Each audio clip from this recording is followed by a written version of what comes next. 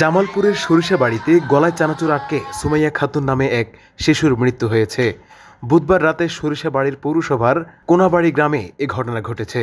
সুমাইয়া পৌরসভার মাইজবাড়ি এলাকার দিনমজুর সাইদুর রহমানের মেয়ে। পারিবারিক সূত্রে জানা গেছে, বুধবার সকালে শিশু সুমাইয়াকে সঙ্গে নিয়ে তার মা নানার বাড়িতে বেড়াতে যায়। রাতে শিশুটিকে বিছানায় বসিয়ে তার মা ঘরে কাজ করছিল। বিছানায় পড়ে থাকা চানাচুর মুখে দিলে গলায় আটকে যায়। বাড়ির লোকজন গলায় আটকে যাওয়া চানাচুর বের করার চেষ্টা করে ব্যর্থ হন।